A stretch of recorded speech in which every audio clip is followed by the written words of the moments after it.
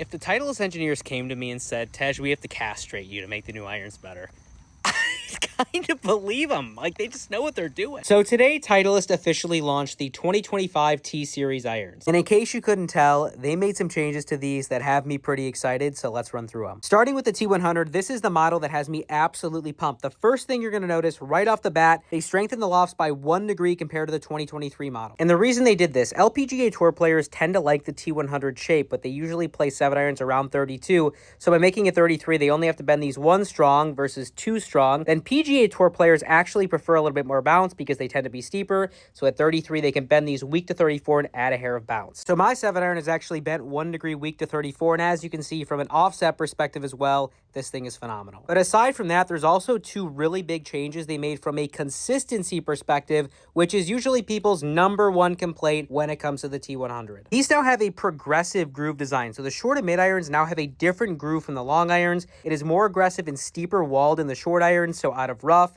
in wet conditions, these are going to be a lot more consistent. All of the iron models 100 through 350 have a progressive groove design now, but it is a different groove for each model. On top of that, and arguably the biggest design change here is going to be the fact that we have a new variable face thickness design in the 3 through 7 irons. The new VFT design is this thick steel pad you see in the middle of the face. This is going to be huge for this golf club because, as you can see, it's a hollow body style club, which is usually susceptible to higher ball speeds out of the middle of the face, and usually higher than you see out of the sides of the face. But by adding this pad here, you're essentially controlling or sort of slowing down the middle so the sides can catch up, which means you're probably going to be seeing a lot more consistent ball speeds across the entirety of this face. The 250 and the 350 also have a VFT design. The 250 is like a V and it tapers down and gets thinner at the bottom, and then the 350 is cross-sectional. Obviously, this has to do with the fact that they're just different internal designs. And one more absolutely phenomenal change. Titleist added the muscle channel, which was previously only in the T150, to the T100 3 and 4 iron this year. I played the T150s last year, and the muscle channel is absurd in the long clubs. But now that you have a T100, which is a smaller shape,